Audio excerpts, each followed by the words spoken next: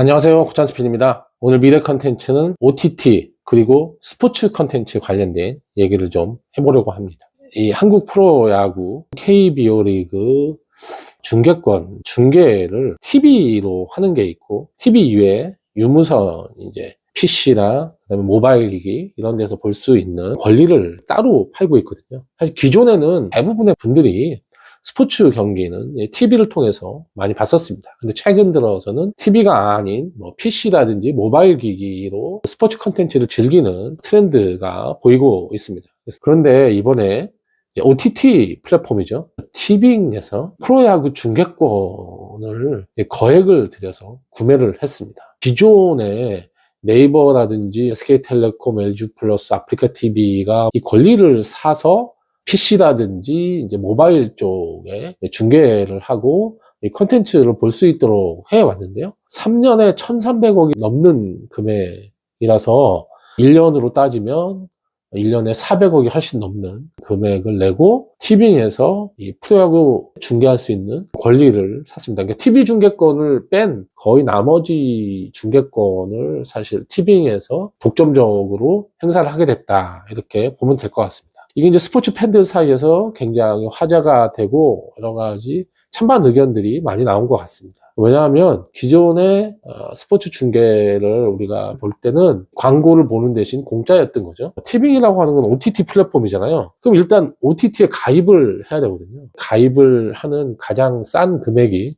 티빙이 현재 5,500원이라고 합니다. 5,500원도 이제 광고가 있는 게 5,500원이고 광고가 아예 없는 요금제가 있는데 이건 9,000원이 좀 넘어요. 여기에 내가 돈을 내기 싫다고 하는 분들 입장에서는 이건 굉장히 큰일일 수도 있겠지만 앞으로 프로야구라고 하는 스포츠 컨텐츠가 더 발전하기 위해서는 모든 컨텐츠 산업에서 필요로 하는 거는 재원이거든요. 돈이 투입되지 않으면 그 산업 자체가 커지기는 사실 어렵습니다. 우리가 소비를 한다는 것 자체가 내가 좋아하는 거에 돈을 쓰는 거고 내가 좋아하는데 돈을 쓰게 되면 그 재원 가지고 점점점 더 발전하고 더 좋은 것들을 컨텐츠로 만들어서 또 보여주고 할 수 있는 게 컨텐츠 산업의 생리. 그러니까 컨텐츠 산업은 기본적으로 컨텐츠를 제작해서 돈을 벌고 그 벌어들인 돈의 또 상당 부분을 다시 컨텐츠 제작에 투자를 해서 더 좋은 컨텐츠를 만들고 하는 선순환 구조가 일어나야만 그 컨텐츠가 더 발전하는 방향으로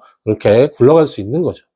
그런 차원에서 프로야구라고 하는 스포츠 컨텐츠가 발전하기 위해서는 광고 시장이 커져서 광고로 큰 돈을 벌거나 그렇지 않으면 유료 돈을 내는 분들이 많아져서 어쨌든 재원 확보가 좀 명확히 될 필요가 있는 거죠. 투자를 많이 할수록 더 좋은 컨텐츠를 볼 수 있거든요. 양질의 티빙이 과연 이걸 가져가서 어떻게 의미 있게 만들어내느냐라고 하는 거는 프로야구 전체로 봐서는 중요한 부분일 수도 있겠습니다. 기존하고 똑같이 움직여서는 크게 발전하거나 하긴 쉽지 않잖아요. 한국 경제가 그동안은 계속 발전해 왔기 때문에 자연스럽게 광고 시장이 그냥 아무것도 안 해도 커졌단 말이죠. 그래서 광고가 계속 들어오기 때문에 우리가 이런 고민을 할 필요가 없었던 시대도 사실은 있었지만 이제는 수익 모델에 대한 고민을 다 해야 되는 상황이 됐습니다. 한국 경제가 드라마틱하게 발전하지 않는 이상 광고 규모라는 것도 경제 규모에 맞춰서 커지는 거기 때문에 광고 규모가 여기서 아주 크게 성장할 가능성은 현재로 크지 않거든요. 그러면 컨텐츠를 만들어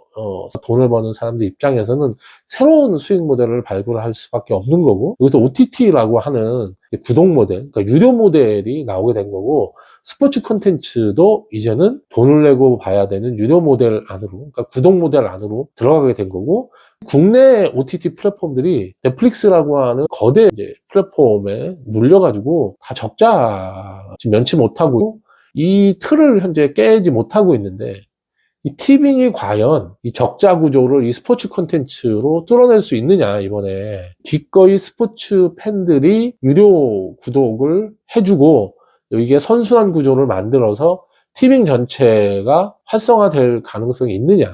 왜냐면 기존에 티빙을 가입하지 않았던 분들도 프로야구 팬이라고 하면 그다음에 콘텐츠를 봐야 되잖아요. 그래서 티빙에 가입하게 될 거고 가입한 김에 어차피 돈을 냈으니까 딴 콘텐츠도 보게 된다면 티빙 전체 이 생태계가 굉장히 좋아지는 상황이 될 수도 있거든요. 구독자가 일단 늘어나는 거잖아요. 구독자가 늘어나게 되면 티빙 전체 OTT 플랫폼이 가진 가치가 크게 상승할 가능성이 높기 때문에 이번에 티빙의 이러한 투자는 나름 굉장히 의미 있는 방향이 아닌가라고 생각합니다.